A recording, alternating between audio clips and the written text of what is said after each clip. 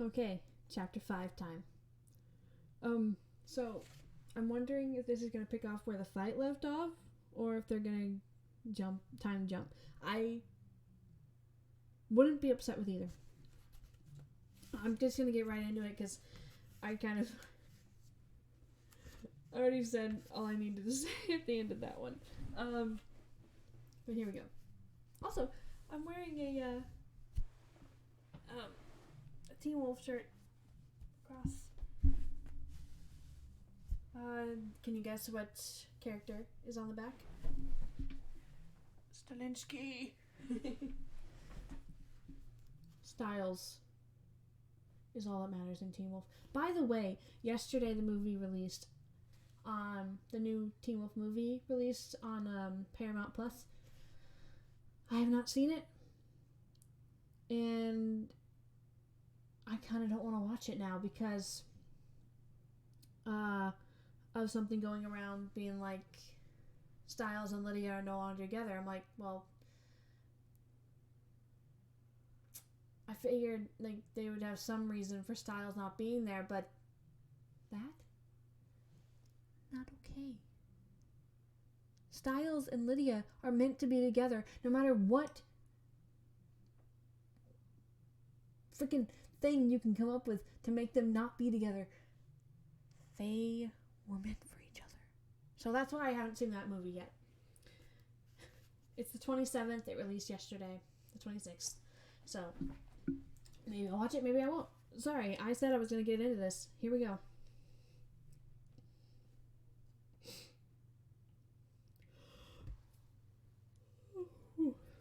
Okay, chapter 5.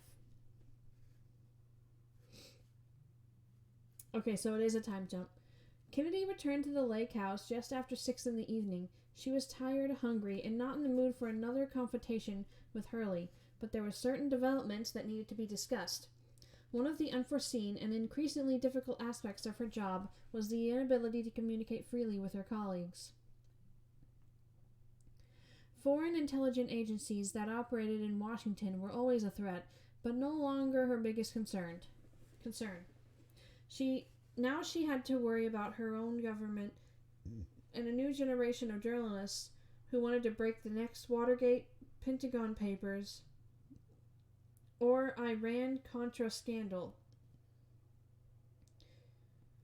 Combined, they had ended hundreds of careers and not done untold damage to national security. It was a new sport in Washington to pound on the very agencies tasked with keeping America safe. Surprisingly, Kennedy was fairly ambivalent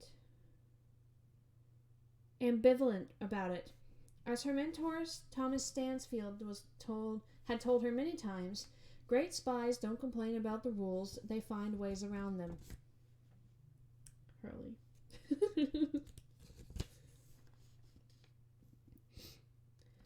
She parked the car in front of the house and climbed the porch steps, dreading the thought of going another round with Hurley. Kennedy opened the screen door and entered. The rooms to her left and right were empty, so she went down the center hall to the kitchen. Her feet stopped where the hardwood floor transitioned to linoleum. Sitting at the kitchen table was a bruised and battered Stan Hurley. He had a drink filled with ice and Maker's Mark pressed against a fat lip and a bag of ice held against his swollen right eye. Leaning against the counter directly across from him was Troy Chishada. Troy Chada. It's Tschida. I'm going to mispronounce it until I look it up after I'm done. A 32-year-old former Green Beret and Hurley's right-hand man, Chada tried but failed to suppress his amusement over his boss's battered physical appearance. You think this is funny? Hurley snarled. Absolutely not, Chada said with dramatic false sincerity. You prick. Wait till I stick your ass in the ring with him. You won't be laughing after he lands a couple punches. What happened? Kennedy asked, genuinely not sure what they were talking about. Hurley hadn't seen her enter because the bag of ice was covering his right eye. He didn't hear her because his ears were still ringing. He turned his head and removed the bag of ice to reveal an eye that was so swollen it was almost entirely closed. The skin above the eye was a shiny bulbous red. What happened? Hurley said in a voice rising with anger. I'm sorry. Was that frickin' Trojan horse you dumped in front of my house this afternoon? It clicked, and Kennedy thought of Rap. You're saying my recruit did this to you? No, a unicorn.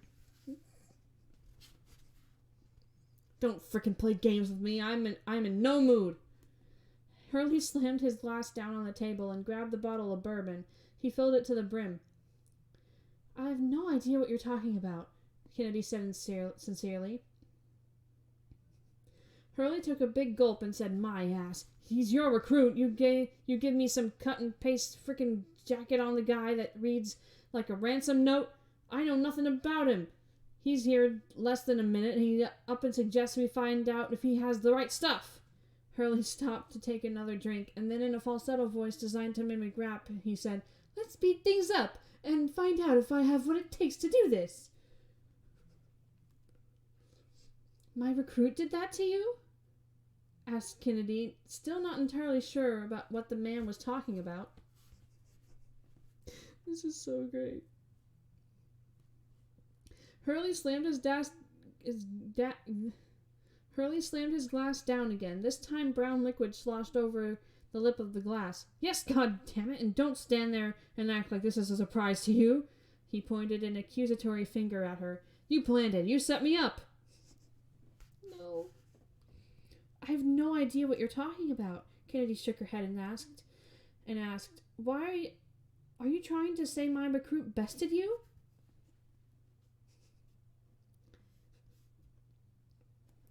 Damn close. Hurley turned his attention to his drink and mumbled to himself. Your boy had him beat, Shida interjected with a smile, but Stan here broke the rules and put the kids' balls in a vice. You think this shit is funny? Hurley barked. Yes. No. Shida smiled and nodded. That's what I would do too. Hurley looked like he was going to launch his glass across the room at him, and then at the last minute decided to use the bag of ice. Shida stuck out his right hand and caught the bag with ease. Don't be a baby. After all the asses you've kicked around here, it's about time you got a little taste. My problem, Hurley shot back, is getting ambushed by this young woman here. Someone I helped raise, by the way. Hurley turned his one good eye back down on Kennedy. No military experience, my ass. Where did you find this kid? Kennedy was still in a bit of shock. She herself had seen Hurley tie NFL-sized linebackers into pretzels. Really? Nowhere in her research had she found anything that would lead her to believe Rap was capable of going toe-to-toe with Stan Hurley. Stan, you need to trust me. I had no idea he could best you. He didn't best me. He almost did. Yeah, but you cheated, Shida said, taking perverse pleasure in the torment he was causing Hurley. So technically, he beat you. Yep. It took every last bit of restraint to not throw his glass at the gloating Shida. Hurley turned his attention back to Kennedy and asked, What are you up to? Why in the hell would you try to sucker me like this? Just calm down for a minute, Stan. I am telling you right now, we found nothing in our research that said he was capable of this. Kennedy gestured to Hurley's battered face. It was my sincere hope that someday he would be able to do this. But not this soon.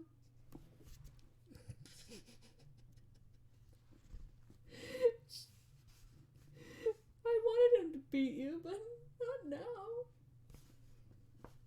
Then your research sucks. You don't learn how to fight like this in your basement. Someone has to teach you. Kennedy admitted he's been going to martial arts studio for the past year. That would have been nice to know. Hurley fired back. Stan, you've been bitching up a storm that this guy is a waste of time because he hasn't had special forces training. You think a year of training in a strip mall is equal to what the army puts guys through? That depends on the instructor. And the student, Shida added. Kennedy folded her arms and thought back long and hard before she spoke. There is one other possibility. What's that? I know you don't like it to talk about your age, but it is possible that you've lost a step.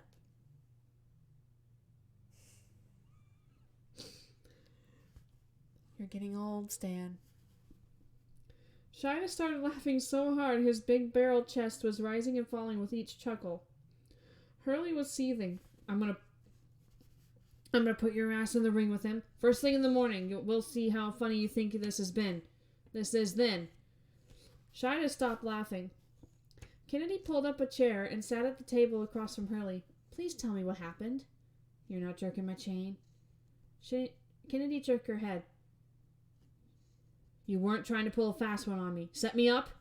She shook her head again and said, no. In fact, I was worried that he would be on the receiving end of a beating, not the other way around. Even through his anger and bourbon-induced haze, Hurley was starting to grasp what Kennedy was that Kennedy was telling the truth. Where did you find this guy? Kennedy gave him a look that he instantly understood. Shithead, Hurley said to Shida. Go check on those clowns and see if they're screwing around. And if they're screwing around, bust them out and make them snap off 100 up-downs. Got it. Shida moved out. All business. As soon as the screen door slammed, Hurley looked at Kennedy and said, Who is he? She couldn't keep him in the dark forever, but she would have preferred to wait a few more days. Setting her apprehension aside, she said, His name is Mitch Rapp. Why would you lead with that? Wait, they didn't introduce each other to each other. That's right, they didn't. Oh my gosh. Okay. I love it though. Okay, I'm gonna look up how to say Shida right now. Hang on a second. Tschida. Oh shoot. The book just fell. Pronunciation. Shida. Okay. Cheetah? Hold on. Sorry. My book fell.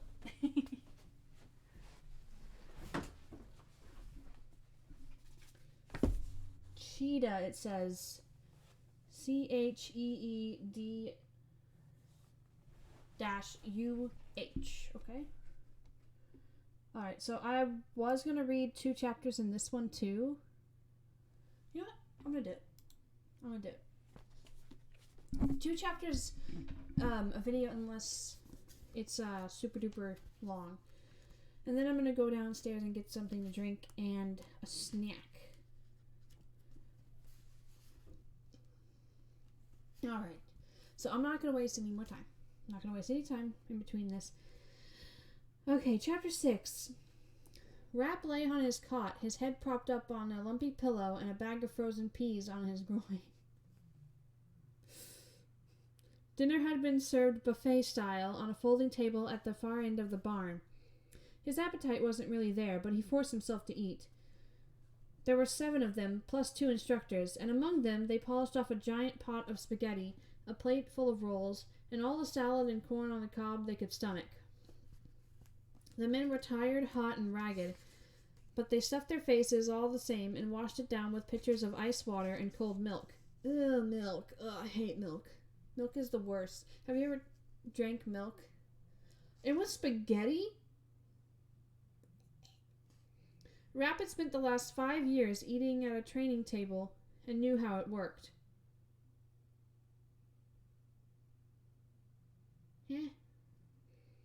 Tough drills in heat like this didn't exactly spur the desire to eat. It had the opposite effect, but you had to ignore it and shovel down the food. The psychology was pretty straightforward. The physiology was pretty straightforward. They would be burning 5,000 plus calories a day, and that meant either they had to eat a ton of food or they would begin to lose weight. With his frame and current weight, Rapp could lose 10 pounds, but anything beyond that, and he would open himself up to injury and illness. Rapp tossed the copy of Time magazine on the floor and adjusted the bag of frozen peas. One of the instructors had pulled him aside as he was clearing his plate and told him he wanted him to get on his back and start icing. He then gave him strict orders to report any blood in his urine. Rapp simply nodded and took the bag of peas. After his sparring match and before dinner, he'd had a few hours to reflect on what had happened while one of the instructors led him through a tough circuit of calisthenics and then a 10-mile run through the woods. Rapp made it seem like he was struggling, but he wasn't, especially with the running. He could last all day if he had to, but he didn't want to show these guys too much too soon. Besides, give a teacher the choice between a straight-A student who has all the answers and an earnest one who gets better over time, and they'll pick the earnest one every time. Rapp was still trying to absorb what lesson there was to learn from his earlier throwdown with a man whose name he still did not know.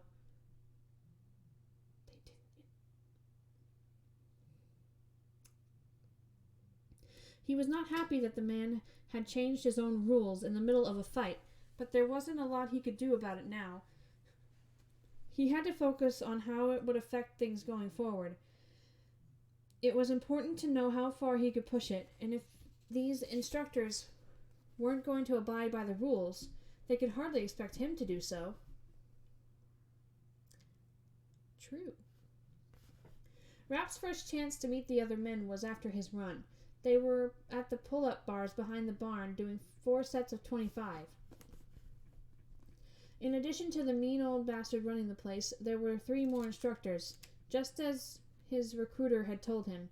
No one was to use his real name or discuss any personal information. The first 2 instructors were easy to keep straight. The short, skinny one was called Sergeant Smith, and the tall, skinny one was called Sergeant Jones. They would start their days with Smith and end with Jones. Rapp had 2 sets of 25 with a 30-second rest between so he could catch up with the other recruits.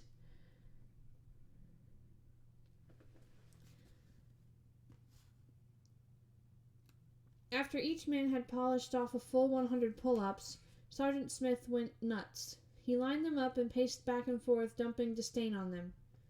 Okay, so I decided which word I'm going to use instead of this one. You'll know which word it's supposed to be. One of you maggots doesn't think he needs to do a full pull-up, the instructor started. Thinks he can go halfway down and not quite all the way up. Well, I don't I don't like anything done half-assed, so you ladies get to start over.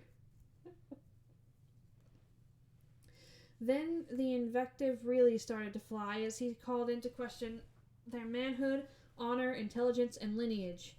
Rapp noted that he treated them as a group rather than singling out the supposed offender, who he wasn't so sure even existed.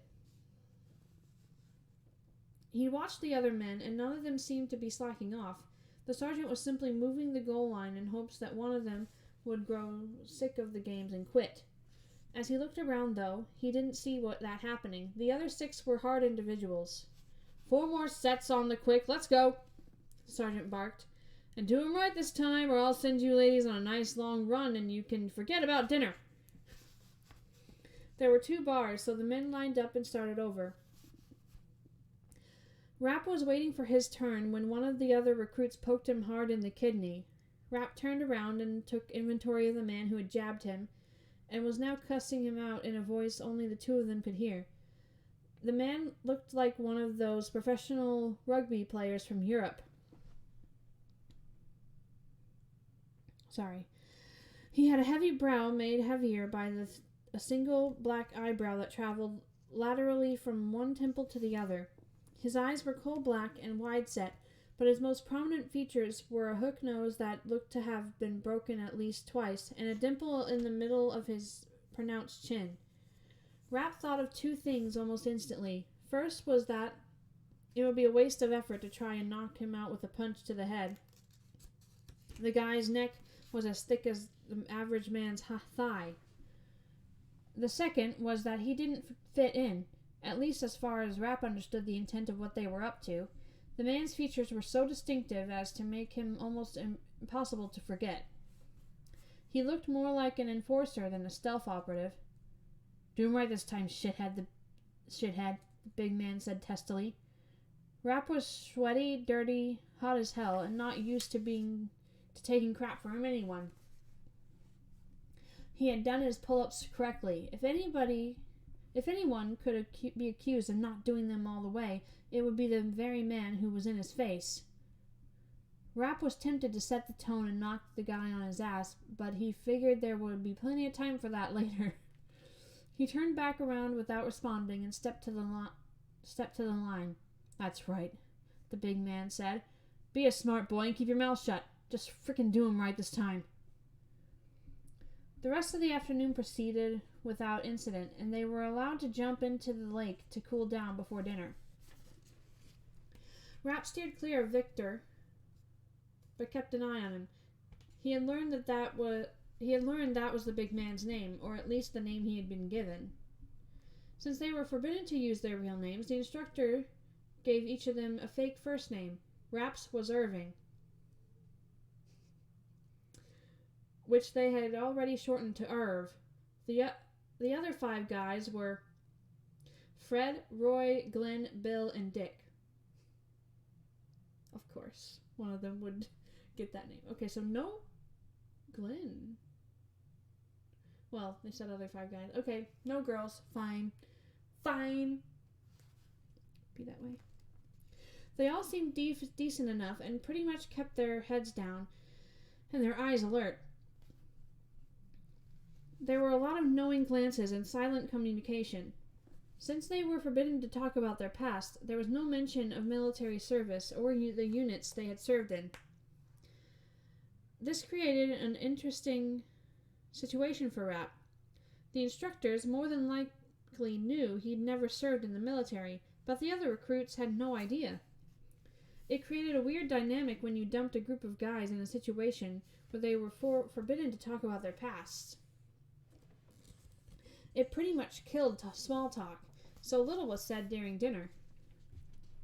Matt, you didn't hear anything. I swear, if I keep doing that and crunching his 2 names together, I swear. Rapp retired to his cot so he could ice his groin and was staring up at the slow churning revolutions of the ceiling fan that hung from the rafters directly above him.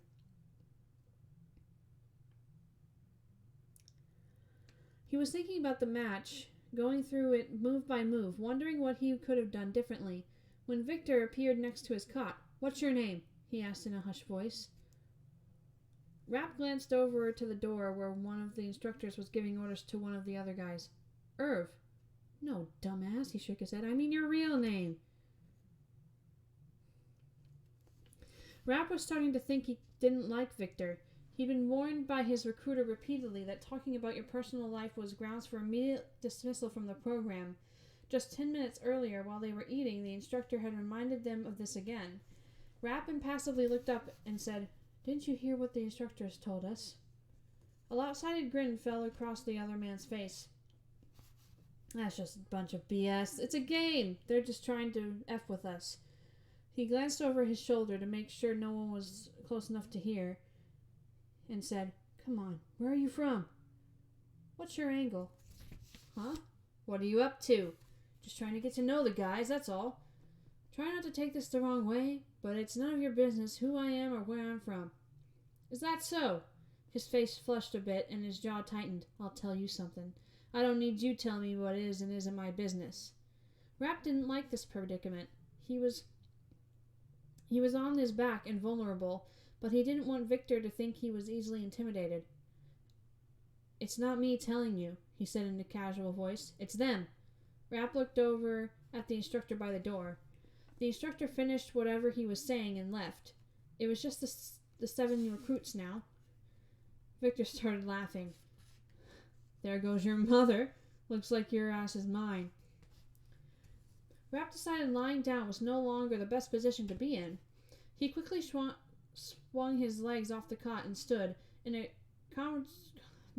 conversational tone that was loud enough for the others to hear. He said, "What's your problem, Victor?" "You're my problem." "I gathered that," Rap said from the other side of the cot. "But you could be a little more specific. Maybe it's something I could fix." "I doubt it," the bigger man said with disdain. "You look soft to me, like you don't belong here." "Well, why don't we find out?" Rap gestured to the wrestling mat. Victor laughed as if the idea was preposterous. You don't stand a chance." Rap nodded as if to say maybe not, and walked over to the edge of the, as if to say maybe not, and walked over to the edge of the mat. "I'm sorry about your mother, Victor." "What did you just say?" Victor asked. "I said," Rap half yelled, "I'm sorry about your mom." "You better watch yourself." Victor's eyes had taken on a wild glare. "Or what?" Rap asked. The other 5 guys all dropped what they were doing to see what was going on. "You gonna take a swing at me, Victor?" Rap egged the man on. He was ready to end this thing right now. "What's wrong?" "Your mom the neighborhood slut when you were growing up." "Oh my god." "She didn't hold you enough when you were little." "She let every guy you met suck on her tit except you." "Jesus Christ." "Mitch, shut up." "You got a big mouth," Victor snarled, barely able to contain his rage. "Just trying to figure out what's wrong with you, Victor. You've been shooting your mouth off all day, acting like a world-class prick. We're all getting sick of it." "I'm going to kick your ass," Victor howled as he hopped from one foot to the other like a boxer. Rap didn't say a word. He moved to the middle of the mat and motioned for Victor to join him. Victor started whooping and hollering as he danced circles around Rap. He was throwing shadow punches and explaining in detail what he was going to do to Rap, when suddenly one of the instructors reappeared in the doorway. "What in the hell are you ladies doing?" Victor fell silent, but it was too late. "That's it, you dumbasses. If you've got enough energy to fight, then you've got enough energy to run. You've got 60 seconds to muster your worthless asses outside on the line. Put your running gear on and move it." Everyone sprang into action, and while they were putting on their gear, the other 5 men made their displeasure known through a mix of looks and verbal complaints. Rap did not respond, while Victor seemed to relish it. He turned the taunts back on the other men and invited any of them to take a shot at him just as soon as one of them grew a set of balls. Rap put on his shoes and sprinted for the door. He was the first one on the line, and while he waited for the others, it occurred to him that something wasn't right. If this program was so secretive and elite, what in the hell was a loudmouth like Victor doing here? True. Victor does not seem like the kind of person they would choose for a secretive elite program such as this. Also, disappointed Mitch couldn't kick his ass because he was annoying me. Also, Rap, shut up. Jeez. This guy is probably older than you and probably been in the military. Actually, we don't have any idea where Victor came from. So yeah, the next chapter is chapter 7, and it'll be another 2 chapters for that. This is already 30 minutes long. I'm not gonna stick around too much. I will say, by the end of this, I might start saying the F word, but I've only said the F word unironically, not reading a book, twice. First time was to my parents because they took my laptop. Okay, full story. Really quick. I was slacking, and I was mouthing off as, a teenager would do. I was 18 though, so I had no excuse. But they took away the Wi-Fi, they changed the password. And one of my friends online guided me on how to forcibly connect my laptop to the router without the password. So I was on the Wi-Fi without my parents' permission for months. They knew, of course. Or at least they figured it out. Because on the night they figured it out, my dad took my laptop and threatened to throw it away. And I screamed the F word and kicked him in the shin. I was like, F you, and kicked him in the shin. 2 weeks later, I moved out. So that was the first count. The second count wasn't as like that, but I was on a call with my friends, and I wasn't using push to talk for whatever reason, and I just let it slip out. I don't even remember what we were talking about, but it was just, whoops. It was like, oh, what the... And I don't know why that happened. I never say that word. So, yeah, I might start saying it. I might not. Don't expect me to. And I'll see you guys in the next one. That was chapters 5 and 6. Bye.